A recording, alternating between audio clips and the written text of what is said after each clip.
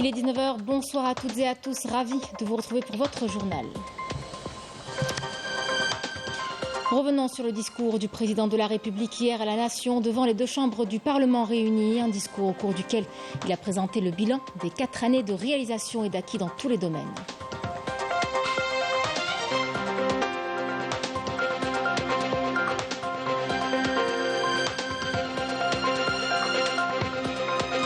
Le président de la République a consacré la majeure partie de son discours au volet économique tout en définissant les perspectives pour l'année à venir. Abdelmadjid Tebboune a évoqué la diversification de l'économie et a estimé que le pays est sur une bonne lancée.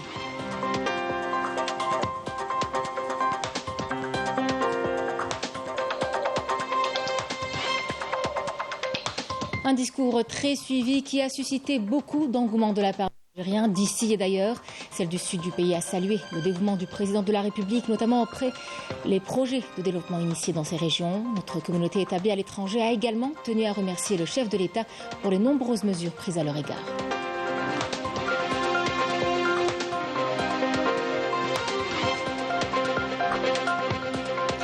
L'année 2023 a connu une véritable relance des travaux de plusieurs projets industriels à l'image de celui du dédoublement de la ligne ferroviaire minière de transport de phosphate de Bled El Hedba à Tébessa qui traverse 4 wilayas de l'est du pays.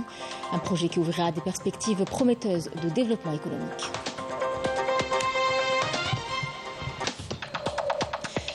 Mesdames, Messieurs, bienvenue à vous. Durant 2 heures, le président de la République, Abdelmadjid Tebboune, s'est adressé hier à la nation devant les représentants du peuple et a prononcé un discours au cours duquel il a présenté le bilan de 4 années de réalisation et d'acquis dans tous les domaines, dans une tradition annuelle qu'il a instituée afin de consacrer la culture de la communication et de la démocratie participative et permettre ainsi une plus grande transparence dans la gestion des affaires publiques du pays. Le président de la République a affirmé que l'année 2023 a été une année de réforme économique par excellence, un renouveau basé sur la diversification de l'économie, la création de richesses et la libération des initiatives. Écoutons-le.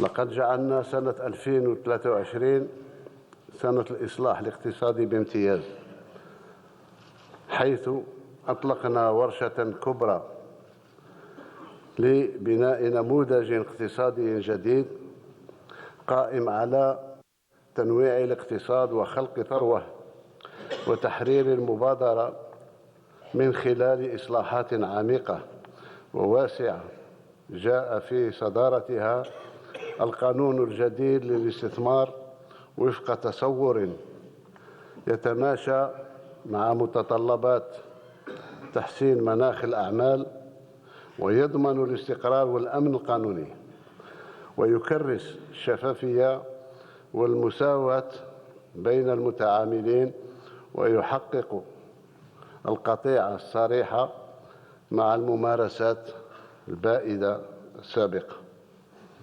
علاوة على ذلك المنظومة الجديدة لمنح العقار الاقتصادي الموجه للاستثمار الذي ترمي إلى ضمان توجيه رشيد وشفاف للأوعية العقارية وفق مقاربة اقتصادية مدروسة.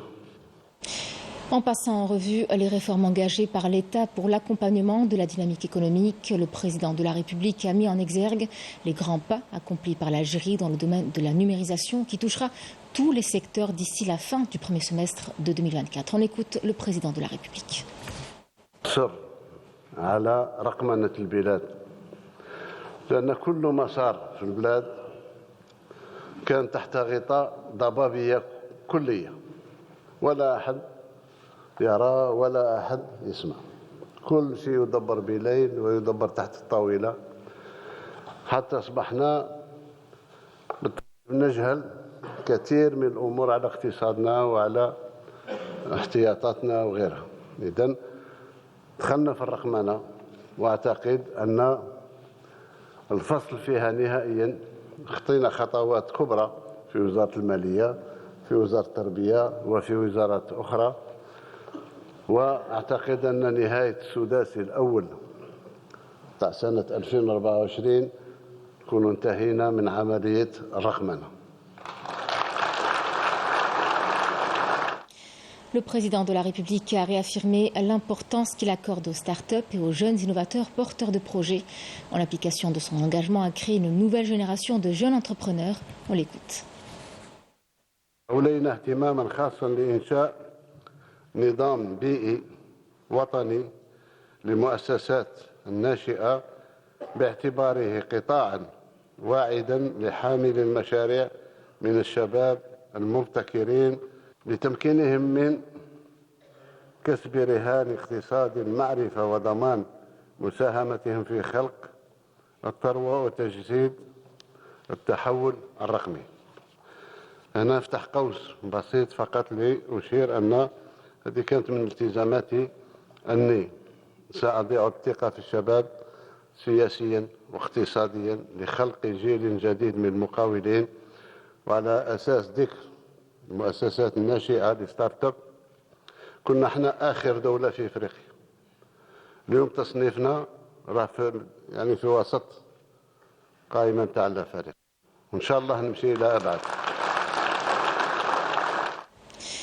En passant en revue la dynamique qui a caractérisé la diplomatie algérienne durant les 4 dernières années, le président de la République a réaffirmé le soutien de l'Algérie à la cause sahraoui en tant que cause de décolonisation.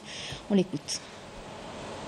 اليوم الجزائر صوتها مرفوع وصوتها مسموع في كل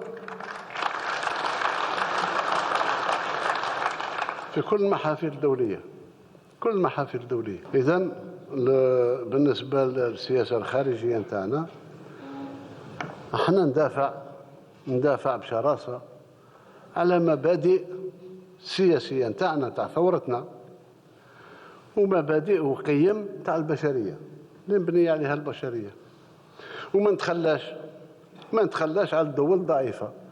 هذا هو قضية الصحراء. قلنا قضية تصفية الاستعمار، قضية الصحراء ما هوش كره في أشقائنا المغاربة ولا الواقع. هذا هو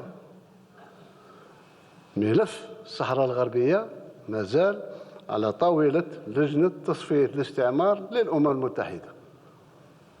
نهار اللي يفصلوا فيه الله يسهل عليهم. Concernant les développements que connaît la question palestinienne marquée par l'agression sioniste sur la bande de Gaza, le président de la République a réitéré le soutien de l'Algérie à la cause palestinienne, affirmant que les affres que subissent les Palestiniens dans l'enclave entachent l'humanité entière. احنا مع فلسطين وقال لها الزعيم الراحل رحمه الله ظالمة ولا مظلومة، وما هو شيء جديد بالنسبة لنا. عمرنا ولا تخلينا على فلسطين وما نتخلاش عليها.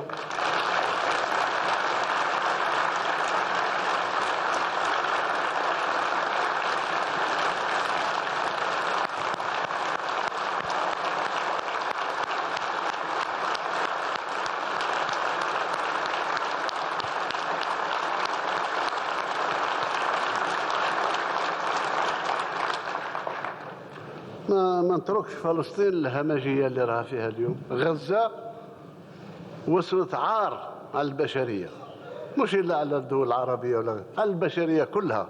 10,000 طفل ما عندهم محتدم، رغم المعاناة، رغم هذا تحاول دير لي سايس بيكو جديد. من رأى منكم منكرا فليغيره. Le président de la République a affirmé que l'Algérie défendra, en tant que membre non permanent du Conseil de sécurité de l'ONU, l'Afrique et toute cause juste dans le monde. اليوم احنا نفتخر أن تقريب شبه إجماع على الجزائر لاعتلائها منصب عضو غير دائم في مجلس الأمن. وأمامكم ثم منتخبي الشعب نشكر شكر جزيل كل 184 دولة اللي صوتت علينا.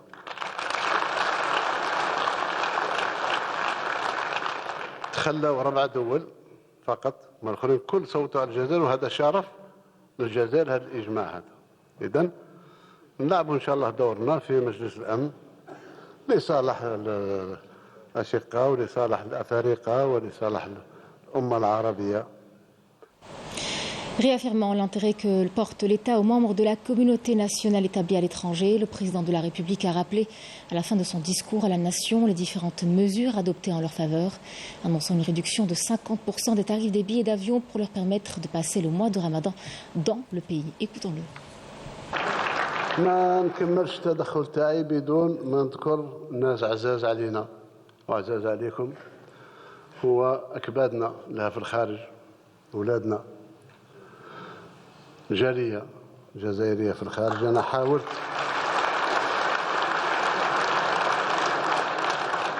حاولت باش نرسخ تقاليد. أينما حليت في أي دولة نمشي لها لازم نتلاقى مع الجالية تاعنا أولا. أعطيت تعليمات صارمة للسلك الدبلوماسي تاعنا للتكفل بها ومشاكلها، وطلبت باش كل سفارات تخلق هيئة تاع محامين للدافع على مصالح أولادنا في الخارج.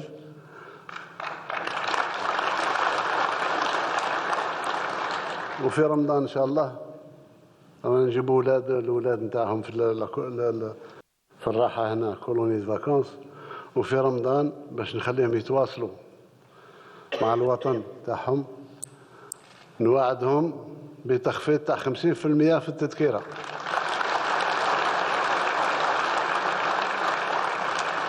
باسمكم جميعا باش يجوا يفوتوا رمضان مع اهاليهم هنا، وبالاخص ان الوضع الاقتصادي اللي يصبح صعيب.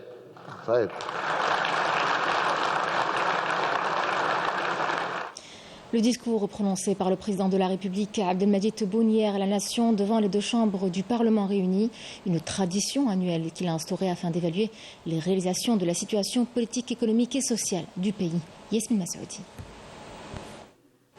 À l'entame de son discours historique, le président de la République a réitéré son engagement en faveur d'un dialogue constructif et d'une gestion transparente des affaires publiques. Il a en outre rappelé sa volonté à restaurer la confiance dans les institutions de l'État par le biais d'une réforme politique progressive, débutant par une révision approfondie de la Constitution, plébiscitée par le peuple algérien en novembre 2020. Le chef de l'État a également plaidé en faveur de réformes législatives majeures pour aligner le système juridique sur la nouvelle Constitution, instaurer de nouvelles instances et favoriser l'émergence d'une nouvelle génération d'assemblées élues. Le président de la République a en outre affirmé œuvrer pour la consécration des droits de tous les Algériens sur l'ensemble du territoire national, en faisant de la consolidation du caractère social de l'État une boussole pour tous les efforts consentis, afin de renforcer la solidarité nationale et de prendre en charge les préoccupations de l'ensemble des citoyens dans le cadre de l'équité et de la légalité. Dans le même contexte, le président de la République a rappelé l'intérêt majeur qu'il a accordé à la réalisation de la justice sociale, à travers la révision de l'impôt sur le revenu global, la revalorisation des salaires et l'institution de l'allocation chômage pour préserver la dignité des jeunes. Soulignant l'intérêt qu'il a toujours porté aux zones d'ombre, le président de la République a précisé que 80% des décisions relatives à l'amélioration de la situation des zones d'ombre ont été effectivement mises en œuvre, indiquant que 6 millions de citoyens algériens ont vécu dans des conditions qui auraient dû être dépassées depuis l'indépendance. Concernant les efforts en cours dans le cadre de la lutte contre toutes les formes de corruption, le président de la République a précisé que les efforts pour la récupération des fonds détournés au peuple avaient permis la récupération de plus de 30 milliards de dollars entre biens immobiliers, unités industrielles et sommes d'argent, ajoutant que le travail se poursuit pour récupérer les fonds détournés vers l'étranger. Réaffirmant l'intérêt que porte l'État aux membres de la communauté nationale établie à l'étranger, le président de la République, Abdelmadjid Tebboune, a annoncé une réduction de 50% des tarifs des billets d'avion pour leur permettre de passer le mois de Ramadan dans le pays. Concernant les réalisations en matière de politique étrangère, le chef de l'État a rappelé le consensus international qui a permis à l'Algérie de devenir membre non permanent du Conseil de sécurité de l'ONU. Il a par ailleurs réitéré le soutien de l'Algérie aux causes palestiniennes et sahraouies, affirmant que les positions de l'Algérie à cet égard étaient claires. Le président de la République a consacré la majeure partie de son discours aux questions économiques tout en définissant les perspectives pour l'année à venir. Abdelmadjid Tebboune a évoqué la diversification de l'économie et a estimé que le pays est sur la bonne voie, notamment grâce aux réformes profondes et d'envergure qui ont permis d'encourager l'investissement et d'améliorer la production nationale. Melika Bellal. En Algérie, un grand chantier a été lancé pour fonder un nouveau modèle économique basé sur la diversification de l'économie, la création de richesses et la libération des initiatives à travers des réformes profondes et d'envergure, dont la promulgation de la nouvelle loi sur l'investissement et de la loi monétaire et bancaire. Le secteur des banques fera l'objet en 2024 d'une profonde réforme dans le cadre de cette lancée économique. Pour la 3e année consécutive, l'Algérie continue à afficher un progrès significatif en termes d'indicateurs économiques et financiers du fait de ces réformes structurelles. Les performances économiques et financières ont été propulsées en 2023 par cette avalanche de textes et de lois ayant consacré des réformes inédites qui permettront l'accélération de la dynamique d'investissement, outre le lancement de milliers de projets au niveau local et national après de longues années d'inertie imposées par des contraintes bureaucratiques délibérées. L'année 2023 s'est caractérisée en outre par la poursuite du renforcement des indicateurs de croissance, permettant ainsi à l'Algérie de prévoir une croissance de 4,2% au terme de l'année, selon les estimations contenues dans le rapport de l'exposé de la loi de finances 2024. Selon les mêmes prévisions, la balance commerciale enregistrera un excédent de 14,4 milliards de dollars, tandis que les réserves de change devraient atteindre les 73 milliards de dollars à la fin de l'année en cours. Le président de la République a affirmé que l'Algérie était en passe de rejoindre les économies émergentes grâce à l'approche économique actuelle de l'État et aux réalisations dans le domaine de la production pharmaceutique, dans l'industrie automobile et en matière de sécurité alimentaire, relevant à ce propos l'impératif d'affranchir l'Algérie des revenus des hydrocarbures. En outre, le président de la République est revenu sur les réalisations et les perspectives dans le secteur des mines. De nombreux projets structurants ont été lancés pour booster le développement. L'Algérie aspire à produire 5 millions de tonnes de fer. Le président de la République s'est longuement attardé sur le dossier des importations et sur la façon dont la politique éclairée de l'État dans ce domaine a permis de freiner les importations anarchiques qui ont longtemps saigné les devises du pays au détriment du développement de la production nationale grâce à plusieurs mesures, dont l'ouverture de lignes aériennes et maritimes avec plusieurs pays et l'ouverture d'expositions permanentes en Afrique. Les produits algériens sont de plus en plus demandés en Afrique et dans le monde. Par ailleurs, pour la première fois dans l'histoire de l'Algérie, des agences bancaires nationales ont été ouvertes à l'étranger, respectivement dans les capitales mauritaniennes et sénégalaises, une démarche s'inscrivant dans le cadre des efforts visant à promouvoir et à accompagner les investissements nationaux en Afrique, outre les échanges commerciaux avec les autres pays du continent. Le bureau du Conseil de la Nation, sous la présidence de Salah Boudjil, dans sa réunion d'aujourd'hui élargie aux présidents des groupes parlementaires, aux présidents des commissions permanentes et aux contrôleurs parlementaires, a exprimé sa profonde considération pour la teneur du discours référence prononcé par le président de la République devant les représentants du peuple des deux chambres du Parlement. Le Conseil de la Nation a fait part de sa grande satisfaction des indicateurs positifs rassurants contenus dans le discours du président, résultant d'un travail laborieux et de réformes globales ayant touché tous les secteurs et dont l'impact est aujourd'hui palpable sur le terrain en dépit des circonstances internationales et régionales particulièrement exceptionnelles au plan politique, économique, sécuritaire et sanitaire. Écoutons le président du Conseil de la Nation. Lors du discours qu'il a prononcé hier, le président de la République a démontré que l'Algérie d'aujourd'hui n'était plus celle d'hier et qu'elle s'était développée dans tous les domaines, économiques, social, culturels, dans ses relations avec les autres pays aussi. L'Algérie a pu reprendre la position qui lui sied, indépendante et souveraine sur tous les plans, politiques notamment. La voix de l'Algérie est aujourd'hui audible dans tous les forats internationaux. Elle défend vigoureusement les principes de sa révolution de libération.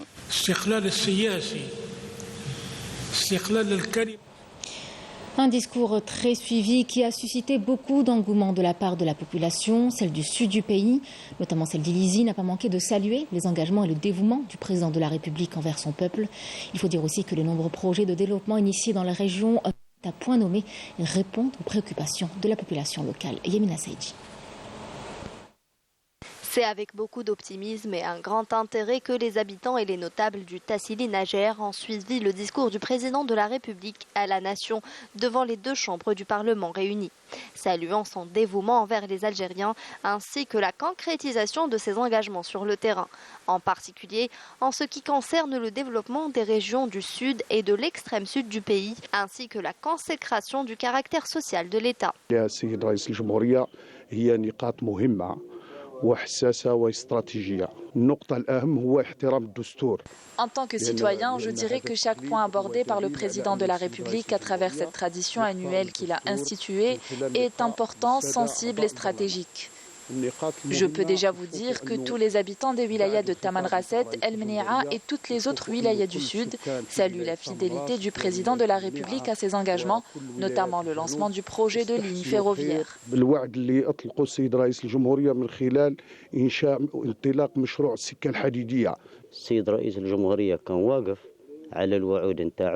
Le président de la République a tenu toutes ses promesses jusqu'à aujourd'hui, commençant par la révision de la Constitution qui a motivé les jeunes à s'intéresser et à s'engager dans la vie politique. Une nouvelle génération qui jouera un rôle important au cours des 10, voire des 20 prochaines années, tant au niveau local que national. Sur les écrans de télévision ou encore sur leur smartphone, les jeunes ont suivi le discours du président de la République, dans lequel il a fait état de tous les efforts consentis, les réalisations et les acquis, en concrétisation des aspirations des Algériens en général et des habitants du Sud en particulier. La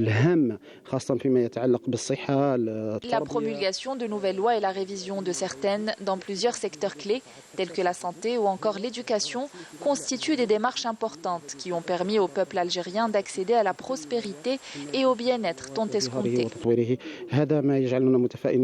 Le discours du président de la République a permis de faire le bilan des réformes profondes initiées ces 4 dernières années, mettant en lumière l'importance accordée à la consolidation du caractère social de l'État et son souci de poursuivre la lutte contre la corruption et de maintenir les efforts d'édification d'une relance économique effective. Autre réaction, celle de notre communauté établie à l'étranger. Nos compatriotes ont tenu à remercier le président de la République pour les nombreuses mesures prises à leur égard. On parle de décisions qui ont renforcé leurs liens avec la patrie et qui les associent en tant que force d'influence et de processus de développement engagé par l'Algérie. Ils ont également salué la décision annoncée hier de réduire de 50% le prix des billets d'avion, leur permettant de passer le mois de Ramadan avec leurs familles et amis. On les écoute. Au sujet de l'immigration, il a fait un appel à sa diaspora pour favoriser l'entrée au pays. C'est une bonne chose. Cet appel nous fait chaud au cœur, tout simplement car les Algériens qui vivent à l'étranger majoritairement veulent retourner dans leur pays. Donc si on peut être favorisé au niveau administratif, ça serait une très bonne chose. Concernant les billets d'avion pendant le Ramadan, avant ou après, c'est aussi une très bonne chose. Pourquoi avoir des millions d'Algériens qui reviennent sur le territoire national? Ça augmente le PIB de l'État algérien. Donc pour le pays, ça ne fait qu'avancer. Et surtout, les Algériens qui reviennent dans leur pays participent au tissu social de leur pays.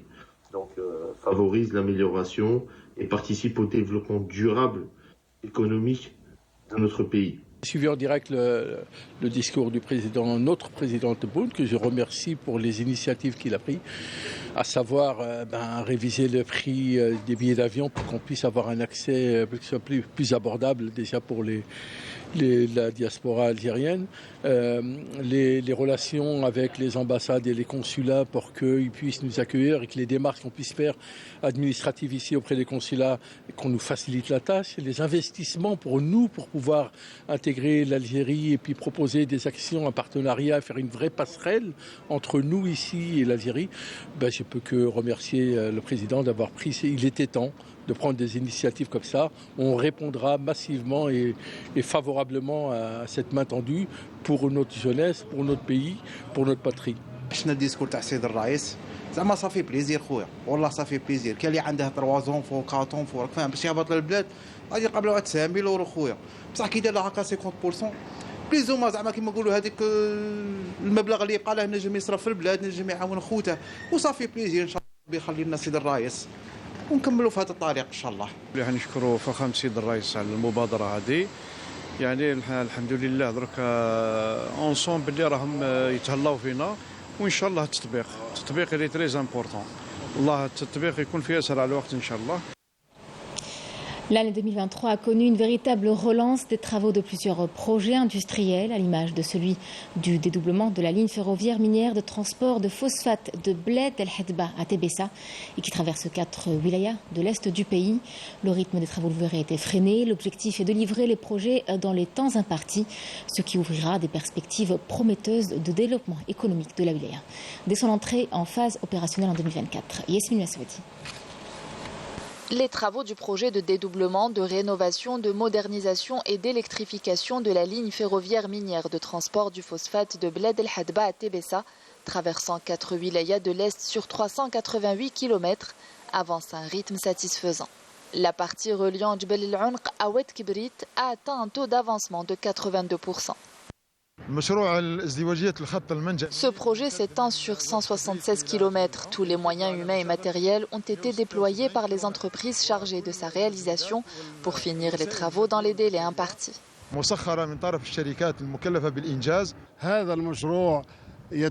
Ce projet est constitué de 6 grands ouvrages d'art, 300 ouvrages hydriques et 46 ouvrages hydrauliques.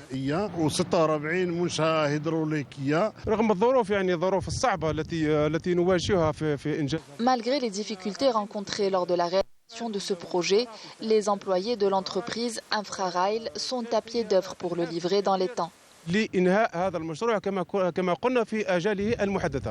Les conditions climatiques ne nous facilitent pas la tâche, mais nous restons mobilisés de jour comme de nuit. Une cadence des travaux soutenue est constatée également dans la réalisation des infrastructures de base, notamment les ponts, et ceux dans les communes d'El Ouinet à Oued El Kibrit. Même constat dans plusieurs zones telles que Bir El-Atar, Safsaf El-Wusra et El Malabiad. Objectif, respecter les délais de réalisation et de livraison. Ce méga projet est suivi de très près par le président de la République. Nous lui accordons une importance particulière conformément à ses instructions. L'accent est mis sur l'accélération de la cadence de réalisation du projet en lui-même et de toutes les infrastructures connexes.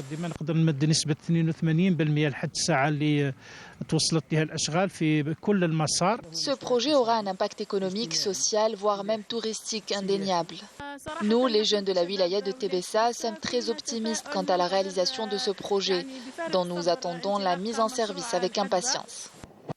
Appelé à ouvrir des perspectives prometteuses de développement économique de la wilaya dès son entrée en phase opérationnelle en 2024, cette ligne permettra le transport de 10 millions de tonnes de phosphate par an des 2 mines de Djbel El Unq et Bled El Hadba vers les complexes et usines de traitement des wilayas de Tébessa, Soukahras et Skikda avant son exportation depuis le port d'Annaba. Le projet assurera des revenus annuels de 2 milliards de dollars issus de l'extraction du phosphate brut de la mine de Bled El Hadba, son traitement et son exportation vers les marchés internationaux. La ligne favorisera aussi le développement des localités frontalières par la création de plus de 14 000 emplois. Le ministre des Affaires étrangères et de la communauté nationale à l'étranger, Ahmed Attaf, a rencontré aujourd'hui son homologue nigérien, Yao Sangari Bakari. Cette rencontre a été l'occasion pour les deux parties d'examiner la situation dans la région, en particulier au Niger. Le ministre des Affaires étrangères nigérien a salué le rôle de médiation de l'Algérie pour la résolution de la crise au Niger et le retour à la légitimité constitutionnelle. Il a également déclaré avoir informé Ahmed Attaf des progrès réalisés dans le cadre de la CEDEAO, affirmant que les choses avançaient dans le bon sens. On écoute le ministre des Affaires étrangères nigérien. Nous avons évoqué la situation, notre coopération bilatérale, la coopération bilatérale entre les deux pays. Nous avons surtout parlé de la façon dont nous pouvons renforcer davantage la coopération entre les deux pays, qui est une coopération très vieille, une coopération qui s'est toujours comportée de la meilleure des façons.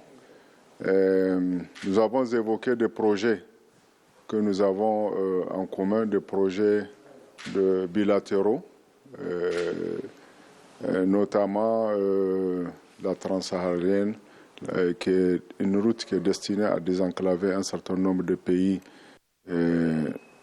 africains et qui va faciliter leur participation aux échanges internationaux. Nous avons évidemment évoqué la situation politique, comme vous pouvez vous en douter, la situation politique au Niger. L'Algérie a toujours été du côté du Niger, ce n'est pas la première fois. Dans toutes les crises que le Niger a eu à faire face par le passé, l'Algérie a joué un rôle pour des sorties de crise et nous avons toujours été satisfaits de la manière dont l'Algérie sert de médiateur de bons offices quand il y a un problème au Niger. Donc là, nous sommes en pleine médiation avec la CEDEAO. Je suis venu faire le point avec mon frère algérien pour lui expliquer la dynamique dans laquelle nous nous trouvons aujourd'hui par rapport à notre médiation avec la CEDEAO. Elle est en bonne voie et nous espérons que très rapidement, nous allons laisser toute cette situation derrière nous. Ça sera, on trouvera une sortie de crise rapide par rapport à la situation que nous traversons, ce qui nous permettra de nous concentrer au travail qui nous attend pour le retour à l'ordre constitutionnel et puis pour les actions de développement de notre pays. Ouverture aujourd'hui au Centre international des conférences à Abdelatif Rahar des travaux de la 2e Assemblée générale ordinaire du Conseil supérieur de la jeunesse, en présence du président de l'Assemblée populaire nationale, Brahim Bourali, de membres du gouvernement, de cadres de l'État, de représentants d'instances nationales et d'acteurs de la société civile. L'Assemblée a été l'occasion d'exposer les comptes rendus des 8 commissions et d'adopter le programme annuel du Conseil. Je vous propose d'écouter la déclaration du président du Conseil supérieur de la jeunesse.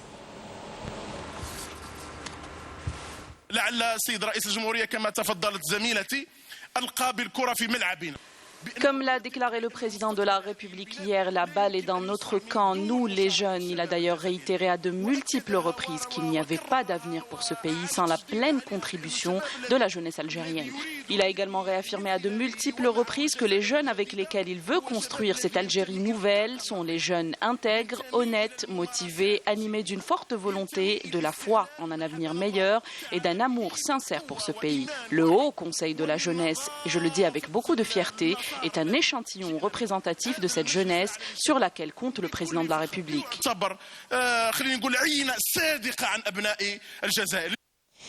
Dans l'actualité internationale, les Palestiniens qui tombent en martyrs tous les jours sous les bombardements de l'armée d'occupation sioniste.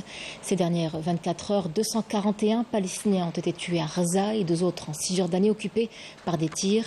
La compagnie palestinienne des télécommunications a annoncé une nouvelle coupure des télécommunications dans la bande de Gaza, la 4e depuis le début de l'agression.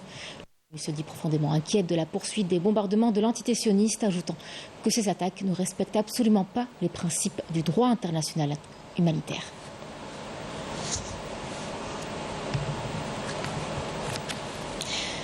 C'était la dernière information de ce journal. Merci de l'avoir suivi. L'information revient demain à midi avec Emina Zehouf. Quant à moi, je vous retrouverai pour l'édition du soir à 19h. Excellente soirée à vous et à demain.